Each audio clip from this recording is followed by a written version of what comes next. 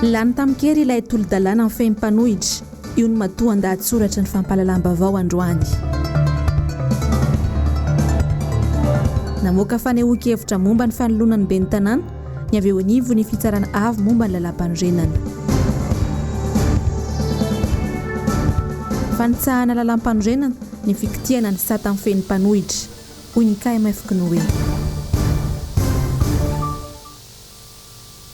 Ankafaliana tomboklay sy tomboko vavy no tsidianay ny tokantranonao amin'izao matonaly izao amin'ity Alakamisy faharoa amby roapolo ny volana Aogositra taona 2024 ity. Tonga soa ato amin'ny vaovao ary manasanao ampanajana anaraka izany hatramin'ny farany. Araka ny hitantsika tagnatin'ny lohatenim-baovao teo dia lany tamikery teny anivon'ny antenimieram-pirenena tamin'ny omaly ilay tolo-dalàna momba ny mpanohitra. Tsy mahagaga ny raha karazany manoloana ny finiavan'ny fitondrana ankehitriny izay hifeny baolina samirery sy anafody vava ireo mpanohitra ihany koa. Demokrasia saritsary ny araka izany no misy eto Madagasikara. Mirado Benjamina Manora Andriamalala. Nanolotra tolo-dalàna ny vanan'ny lalàna 1.4 tsipika 3.3 ny solombavambahoaka IRD iray. Efa fantatry ny rehetra moa fa lalàna mbola tsy nampiarina akory io lalàna io, izay marina fa lalàna ny volavolain'ireo olona amin'ity fitondrany ity ihany tamin'ny fotoanany dedezamita. Raha nanao fanambarana ho antoko-mpanohitra mantsy ny antoko-tiako i Madagasikara ka nametraka ireo antota-taratasy ilaina momba izany tao amin'ny ministeran'ny atitany, dia ny fepetra voalaza sy takin'ny lalàna 1.4 tsipika 3.3 ny narahina. Io lalàna io ihany koa nentin'ny ministeran'ny atitany nandraisana fanapahan-kevitra ka nanekeny ny antota-taratasy rehetra ary nanomezan'ny resepise amin'ny maha-antoko-mpanohitra ara-dalàna ny antoko-timma. Mazava zany fa tsy nisy olana ny fampiarana io lalàna io ka tokony hotohizana aza. Zany hoe io lalàna izay efa neken'ny mpitondra tamin'ny alalan'ny ministeran'ny atitany io no mifeny fanoherana ankehitriny eto Madagasikara.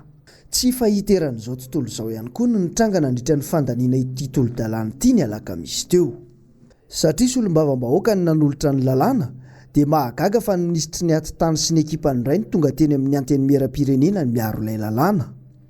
Ny fanontaniana mipetraka dia ny hoe tsy nasany aro ny lalàna izay natolony ve ilay solombavambahoaka sa nataon'ny mpitondra fitaovana fotsiny ihany izy, fa ny mpitondra ihany no namolavola ilay lalàna ka tsy maintsy tonga teny Tsimbazaza minisitra sy ny ekipany niaro sy nanome fanazavana mikasika ilay lalàna. Raha tena ilay solombavambahoaka irery ny nanolotra ilay tolo-dalàna, dia izy irery ihany no afaka nanome fanazavana sy niaro ilay lalàna, fa tsy nisy antony tokony natongavan'ny minisitra sy ny ekipany mihitsy satria volavolan-dalàna io.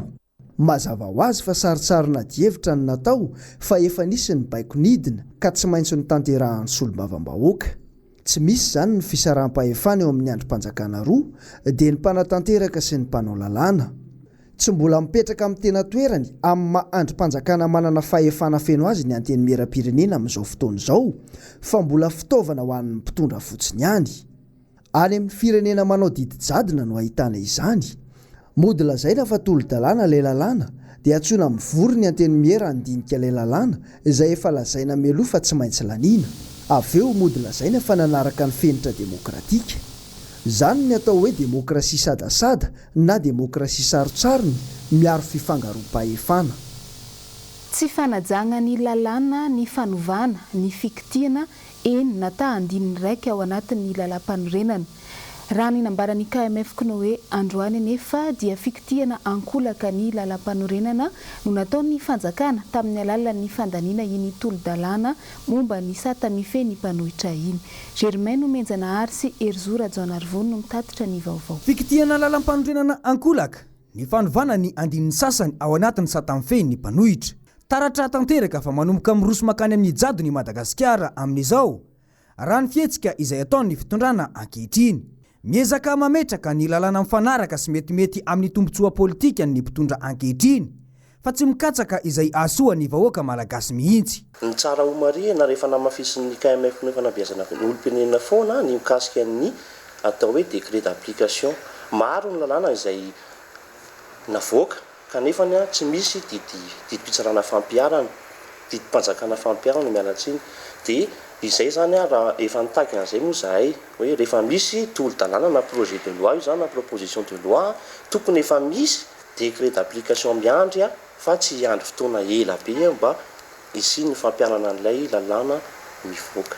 Raha niresaka fifidianana indray dia tsy nitsitsitsy fitenenana ity tompon'andraikitra ity. Taratry ny tsy fisian'ny demokrasia eto Madagasikara ny fampiakarana ny vola aloha amin'ny firotsahana ho ben'ny tanàna sy mpanolontsaina ho folo tapitrisa io.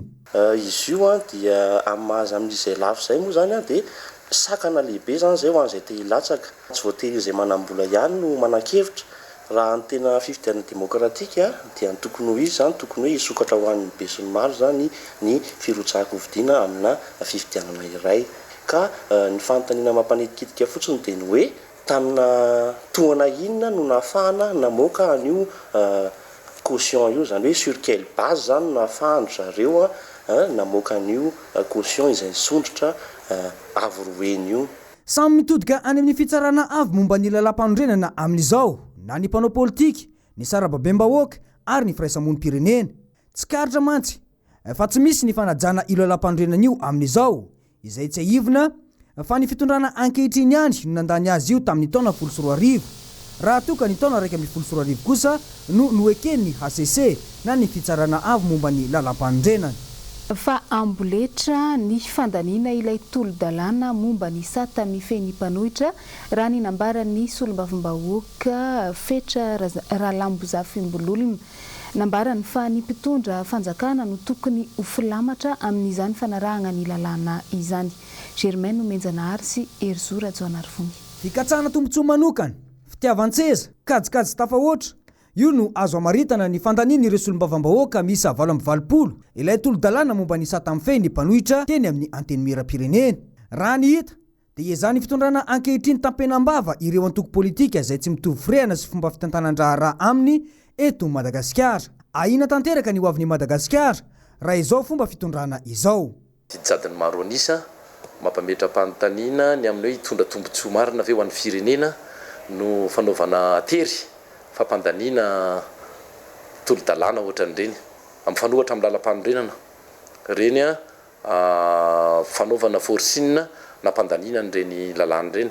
Ny antony dia satria raha ny eo amin'ny lalam-panondrenana naverina ny tanosaina foana ny eo amin'ny hoe article 412 iny raha tsy diso sy ny hoe avia navoakan'ny HCC. Raha ny voalaza ao dia hoe aorinan'ny fifidianana solombavambahoaka. Zay ihany ny resaka ao. Tsy misy miresaka mihitsy ao opposition parlementaire. Zay aloha tsy nahita tsy fantatra raha misy lalam-panondrenana hafa any fa tsy misy an'izany ao. Fa ny zavatra hita sy tsapa ary arahany rehetra manaiky na ny mpanara-baovao na ny malagasy rehetra dia ny hoe olona tokana no atahorana. Olona zany no atahorana. Olona no tsy tiana alako bika tsy tiako tare ny zavatra misy dia tsy ny tombontsoan'ny firenena ny tena tsinjovina anatao amin'ny fomba rehetra zay ampipasy an'iny zavatra iny. Raha mpitso zomamo no hifarana ny fivorina tsy ara-potoana voalohany ho an'ny anteny miram-pirenena rehefa naharitra 12 andro izany.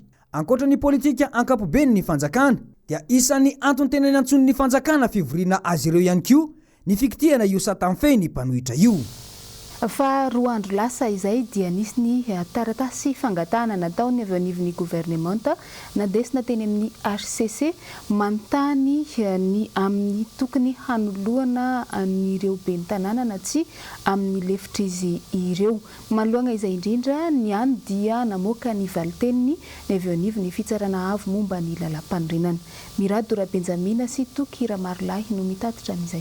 Mano ny asan'ireo ben'ny tanàna sy ireo mpanolontsaina ny tanàna ao aorian'ny fahataperan'ny fehimpotoana iasany ny 20 septambra ho avy izao. Andro any maraina no nanome ny heviny ny fitsarana avy momba ny lalam-panondrenana rehefa nanontanian'ny praiminisitra momba izany. Miala amin'ny toerana izy ireo rehefa tafapetraka somatsara ny ben'ny tanàna voafidy amin'ny fifidianana ny 17 Novambra. Raha ity hevitry ny HCC larina fahavalo ity dia manipika mazava tsara ihany koa eo amin'ny andalana faharoa fa ny fepetra mifeny mpisolo toerana izay ataon'ny lefitry ny ben'ny tanàna dia tsy mahakasika ireo ben'ny tanàna izay tsy mirotsaka ho ben'ny tanàna. Ireo ben'ny tanàna izay tsy maintsy miala satria irotsaka ho fidiana indray dia soloan'ireo lefiny mazava ho azy araka ny voafaritry ny 7,700 eo amin'ny lalàna 14 tsipika 20. Raha ity hevitry ny HCC ity dia tsy mahazo rary ny mitetika saika ametrahana PDS eny amin'ireo komuna eran'ny Madagasikara. Ambelantsika eo ny koragnany politika fa hiditra resaka hafatsika anatin'ireto vaovao manaraka ireto. Ny lafin'ny fampianarana dia nisy nitrangana mpianatra izay niatrika ny fanadinana ara-panatanjahantena baccalauréat no nahitana bevoka miisa 20 izy ireo ary tsy teto Antananarivo ihany fa misy ihany koa ny tany Moramanga ohatra. Noro fitiavana sy Manora Andriamalala no mitatitra n'izay zava-misy izay. Folo isa ireo mpiadana hiatrika ny adana ara-panatanjahantena baccalauréat no mitondra vohoka hatreto raha ny teny amin'ny lycée Andohalo manokana. Nisy 5 hafa ihany koa tamin'ity herinandro ity. Le bevoka aloha misy somary maromaro ihany aloha mitatra amin'ilay izy.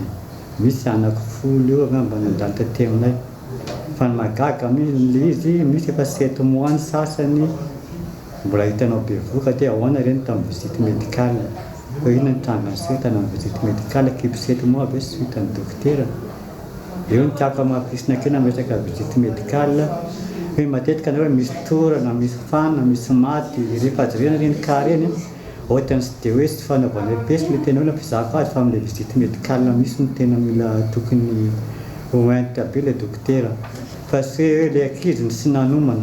Zay angamba ataoko hoe 10 zay fiheverana zay fa matoa ankizy manao examen fa nomana izy. Hitako hoe ohatrany hoe gorakory le visite médicale sy mametratra amin'ny tenan'izany. Saika ny fahamaroan'ny ankizy angamba dia maika vita fotsiny le visite.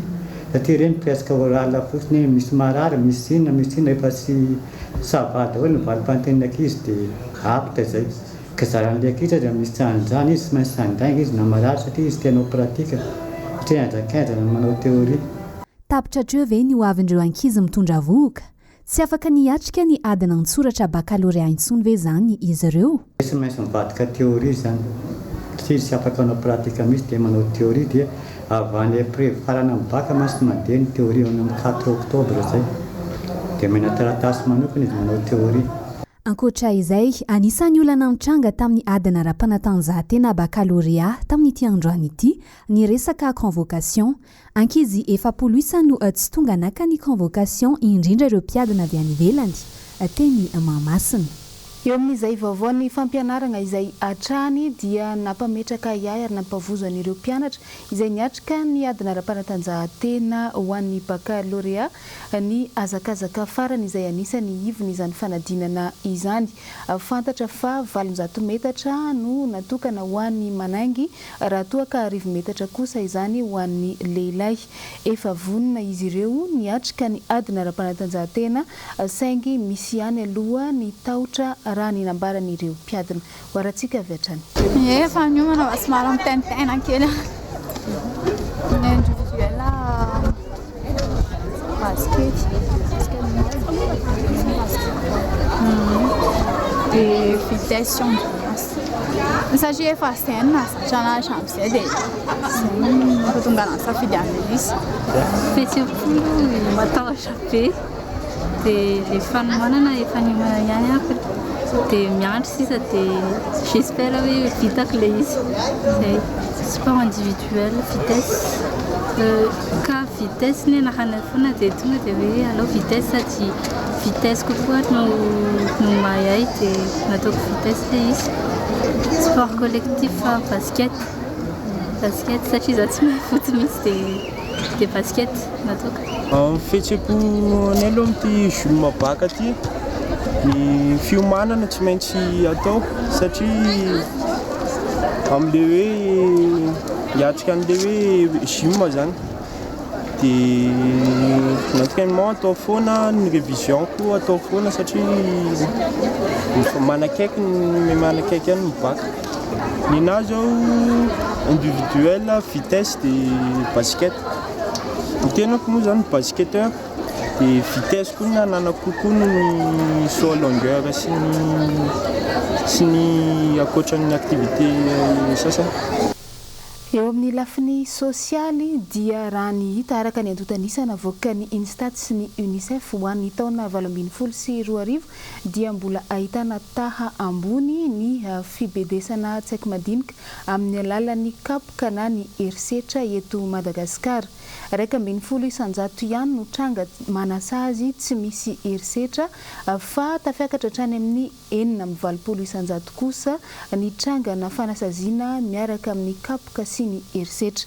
Jessica Miray no nagnano ny fanadiadiana eo amin'ny rindran-tsary ny Toky Ramarolahy. Enina amby 20 ny tany ankizy iray hatramin'ny 14 taona mbola hiara-ny kapoka sy ny herisetra amin'ny fitaizana ao an-trano eto Madagasikara. Ary saika mitovy io taha io na andrenivohitra na ambanivohitra. 75 ny fibedesana miatra amin'ny vatana. 10 kosa ny fibedesana miatra amin'ny vatana mahery vaika. 9 ny fibedesana ara-psikolojia. 13 ny zaza eo anelanelan'ny iray hatramin'ny 14 taona no efa niara ny fibedesana miatra amin'ny vatana avokoa. Misy karazany 3 araka izany ny fibedesana miaro herisetra. Voalohany, fibedesana miatra amin'ny vatana toy ny tsongo, tea-maina, kapoka amin'ny faritra amin'ny vatana toy ny eo amin'ny tongotra sy tanana.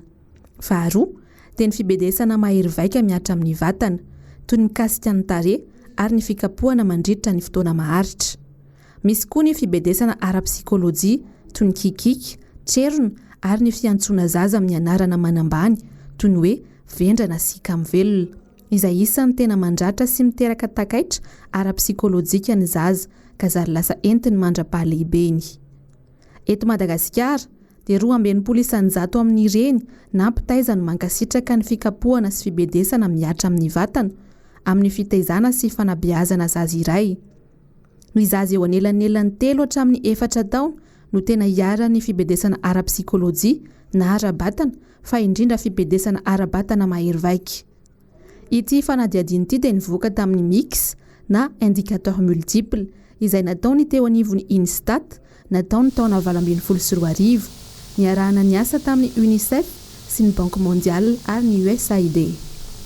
Eo amin'izay resaka sosialy izay hatrany manoloana ny fijalian'ny mponina amin'ny famatsiana rano fisotro madio teto Antananarivo renivohitra tagnatin'ny andro maromaro izay dia naneho hevitra ireo mponina tahaka ny zava-nisy teny tsara honenana tamin'ity androany ity. Nambaran'izy ireo fa na eo aza ny vahaolana andesin'ny jirama amin'ny fitaterana rano amin'ny siterna dia tsy mety amin'izy ireo izany fa takiny ny amerenana ny famatsiana rano eny anivon'ny fokontany kiraikiraiky. Fitiavana sy Manora Andriamalala no nagnano ny tato Vaovao. Ny amerena ny jirama amin'ny laon ny fandehanan-drano amin'ny pampy no angatahany mponina ao amin'ny fokontany tsara honenana fa tsy ny fandefasana ny rano siterna izay vao nitavan'andro fotsiny ihany. Nambaran'ireo mponina fa tsy azo antoka ny fahadiovan'io rano io. Tsy mety aminay satria tsy maloto ilay izy fa tsy tena ohatry ny rano pampy. Rehefa lalaka amin'ny kovety izy misy fasika rehefa farany ka mipetraka ela dia hita hoe maloto. Nefa lora amiko manokana ny andanina rano sasalamba satria karamanay dia karamatsaka rano zay le siterna zany aloha tsy mety aminay fa ihany le etsy amin'ny pompo satria izao efa ray volana zay tsy nandeha ny pomponay dia nitiverenany ranonay etsy amin'ny pomponay ny tena vahaolana tianay hoaingana. Tretrekany amin'ny anahako manokana zao tsy isy karama ako nefa za olona mamerin-drano. Mampametra-panontaniana ny mponina hatreto ny hoe rano avy aiza io rano amin'ny siterna io izay amatsiany jirama ny fokontany tsara honenana. Eo ihany koa ny hoe mahita rano an'ny vahoaka ihany ny jirama kanefa tapahana ny pampy. Jirama nanatitra an'io dia tsy fantatra mendroa tsy manatitra foana izy na amin'ny 12 alina ary na amin'ny 12 alina ary izy manatitra foana. Dia tsy hoe rano avay izy io na rano avay fa dia aterony fotsiny dia amidina eto. Dia io zany amidy 50. Be da be ihany ny vidô mamaky eto isan'andro farafaratsiny hoe endroany ity sa entelony ity. Nefa io dia 10 metra kibo. Netrety amin'ny 12 alina ny olona mbola maka rano. Mbola eto amin'izany. Tena miala eto zany amin'ny 12 alina amin'ny 12 sasany alina. Dia zareo koa indraindray mbola amin'ny 12 alina mbola manatitra ny rano io dia tsy maintsy miandry sitrapon'ny zareo nefa zany mbola any ambany be any moto. Ireto avy ireo toerana ahitana ny fitsinjarana ny rano siterna ho an'ny atsinanana Antananarivo. Ambohimangakely, Ambohimahitsy, Ambohibe, Ambatomaro, Ambatomaro Antsobolo, Andraisoro, Tsara honenana, Antsahameva Ankatso, Antsahameva, Ampandrianomby ary Ikianja.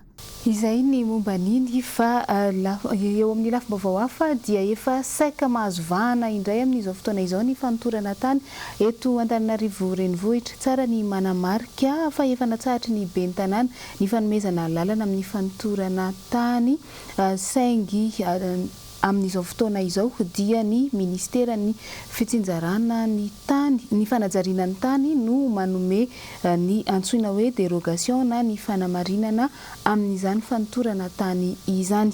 Jessica Miray sy Erzora Jaonarivony no mitatitra ny vaovao momba izay.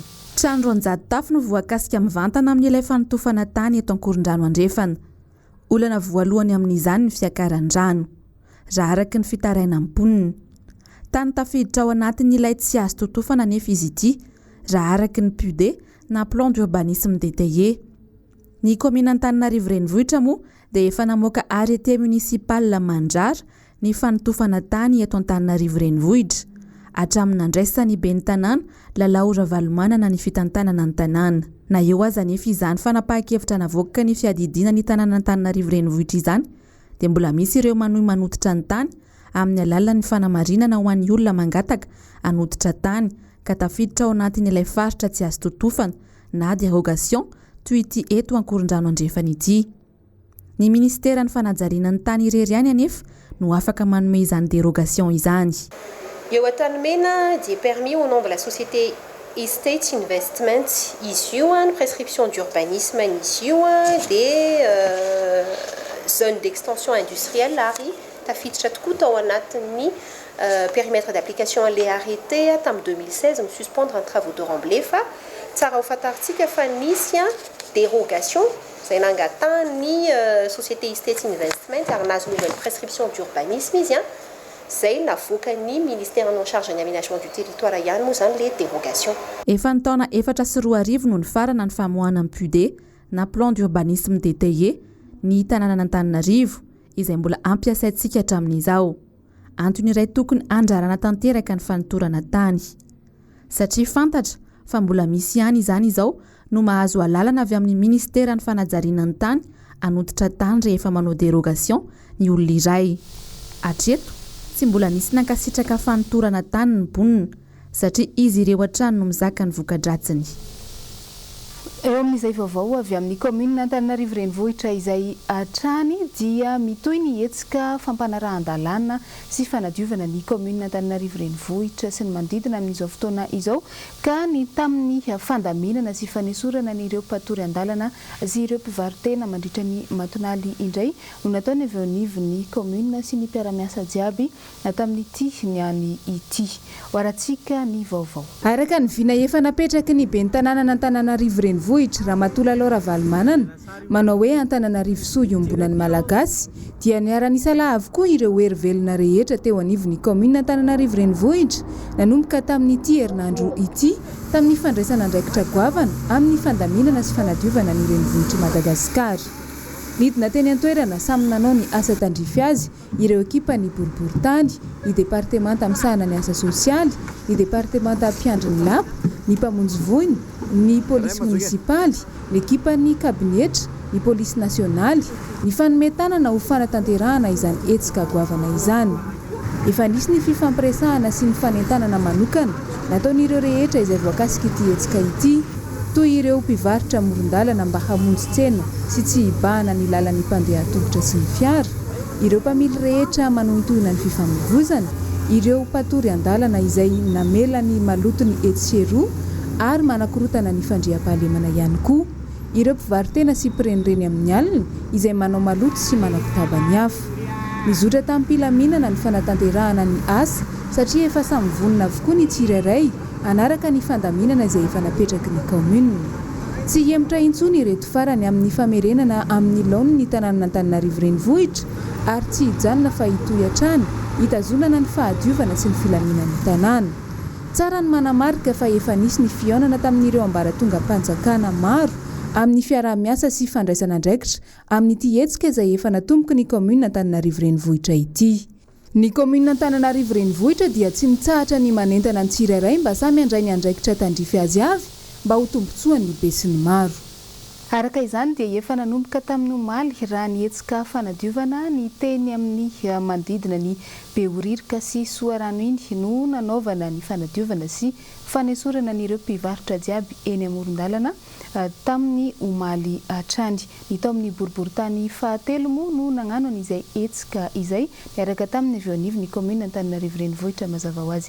Varatsika ny vaovao. Etsika lehibe no nataony avy ao anivon'ny boriboritany fahatelo izay notariny délégué Razafintsalama ny maraina ny alarobia faraka amin'ny 20 ny volana aogositra 2024 dia ny fanadiovana ny aingateny soarano ny azo ny tobi-panjara solika teo beoririka.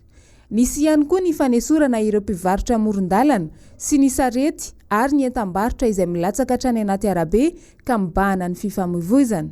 Tetsy ankilany ny fampahafantarana natao tamin'ireo tranombarotra sinoa mba tsy hamoaka ny entany hatrany amin'ny sisiny arabe izay natokana ho an'ny mpandeha an-tongotra irery ihany, ary ny fanesorana ireo mpivarotra izay mipetraka eny amin'ny sisiny arabe natokana ho an'ny fiarakaretsaka. Izao no natao dia tafiditra ao anatin'ny vinandramatoa ben'ny tanàna Lalora Valmanana eo amin'ny fiarahamonina eto an-drenivohitra izay soa iombonan'ny malagasy. Izy io zany tafiditra ao anatin'ny etsika fanadiovana ny lalana dia ny fanalana ny mpivarotra na fanakisahana ny mpivarotra ny tena marina aloha mba ahafahan'ny fiara mivezivezy tsisy tohatohana. Asa izay ny fanarahana tamin'ny commune urbaine Antananarivo sy ny préfecture ny Antananarivo dia fiaraha-miasa amin'ny police nationale sy ny police municipale ary ny fitantanana an-tsena eto amin'ny 3e arrondissement dia ny eto beoririka aloha natao zany androany. Efa nampivoriana aloha ny délégué amin'ny mpivarotra dia avy eo midina itaterana indray zay mijery fotony mijery ny fanatanterahana azy rehefa nitenenina zareo. Rehefa vita ny fampitandremana efa nisy 3 andro izay dia milatsaka amin'izay ny polisy sy ny tompona andraikitra ny tsena manala ny mpivarotra amin'izay rehefa tsy misy ny fifanajana. Ankoatra ny anjara fanabeazana sy fanentanana ho an'ny mpivarotra sy ny mpampiasa ny fitaovam-pifamoivoizana dia nisy ihany koa ny fanentanana ny mpandeha an-tongotra tsy ho any anaty arabe. Tonga nanatanteraka ny etsika teny an-toerana ny ekipa miandraikitra ny bazary avy amin'ny boriboritany fahatelo notron'ny polisy munisipaly sy ny polisy nasionaly ary ny ekipa ny intendance avy eo anivon'ny lapan'ny tanàna Analakely. Nanatevin-daharana ny etsika ihany koa ny solitena ny mpanolotsaina munisipaly ny boriboritany sy ny délégué ny mpivarotra. Mariana fa izy ny fepetra ho raisina manoloana ireo mpivarotra izay mbola minitsy manara-dalàna toy ny fanesorana azy tanteraka tsy hivarotra eny intsony. Izao no natao dia tafiditra ao anatin'ny fampiarana ny lalàna sy ny fitazonana ny tanàna Antananarivo renivohitra mba hadio lalandava. Fa hiatrika ny fanadinana CEPE ireo katitakely amin'ny talata fa 17 ny volana aogositra ho avy izao. Tsy nadingan'ny ben'ny tanàna Ramatoa Lalora Valmanana ireo sahirana ho an'ny tao amin'ny boriboritany fahaenina fa nisy ny fanomezana manokana ho fanampiana n'ireo zaza sahirana tao amin'ny EPP Ankeny eny nomena azy ireo. Tamin'ny alalan'ny délégué eny anivon'ny boriboritany fahaenina moa no nanolorana any izany izay nisolitena ny ben'ny tanàna. Varatsika ny fanadidina. Mitoy hatrany ny fanatanterahana ny vinany ben'ny tanàna Ramatoa Lalora Valmanana ny amin'ny fijerena ny lafiny sosialy ny mponina manerana ny Antananarivo renivohitra, indrindra ny amin'ny fanampiana ireo sahirana ara-pivelomana. Anisany nahazo tombony tamin'izany ny tao anatin'ny boriboritany fahaenina. Amin'izao akatoky ny fanadinana CEPE izay ho atao ny talata fa 17 ny volana aogositra ho avy izao dia naniraka ny délégué ny boriboritany fahaenina Andriamatoa Feizoro Andriamananjezika sy ny mpiara-miasa aminy ny ben'ny tanàna Lalora Valmanana hanolotra fanampiana ho an'ireo ankizy hanala izany fanadinana CEPE izany. Miisa 70 ireo ankizy nahazo fanampiana ireo izay tao amin'ny EPP Ankeny eny. Teo ihany koa no nitondrana ambavaka azy ireo amin'ny fanadinana voalohany izay hatrehany. Nahazo tombony ireto ankizy hanala fanadinana ireto satria nahazo fanampiana hoentina miatrika izany fanadinana izany izy ireo no nahazo baiboly masina ihany koa hoentina miatrika ny fiainana dieny mbola zaza. Natao izao hoy ny délégué Andriamatoa Feizoro Andriamananjezika araka ny toromarika avy amin'ny ben'ny tanàna amin'ny mahareny azy mba hanala fahasahiranana ireo ray aman-dreny. Ny raha madame le maire aty zay tondra bavaka andreo mpanala fanadinana mana sekoly EPP tsika 20 eto amin'ny boriboritany fahaenina safidiana manokana ny EPP-keny eny mitondrana ny fanomezana avy madame le maire mitondra bavakanareo ono izy sy dia aty amin'ny boriboritany fahaenina dia misy fitaovana hoentinareo manala fanadina amin'ny talata izao zay dia mirahasoanareo indrindra madame le maire. Nanome fisaorana ny ben'ny tanàna sy ny mpiara-miasa aminy ireo solotena ny ray aman-dreny sy ireo ankizy mpianatra tamin'ny fanomezana nataon'ny ben'ny tanàna ho azy ireo. Mbola mangataka hatrany ireto farany mba hijerena azy ireo satria tena tratra ny fahasahiranana tanteraka ankehitriny. Ary eto zany zahay izay soloko teny eto ny ray aman-dreny mpianatra mivololana ankehitriny sy ny mpianatra fa mitsotra makatelina manolotra fisaorana sahady monsieur le délégué satria tsy noadinoana tokoa ny fianarana ety aminay na dia tena lavitra indrindra ao anatin'ny zapisisy ary ao anatin'ny sixième arrondissement fa tena nojereny foana tsika.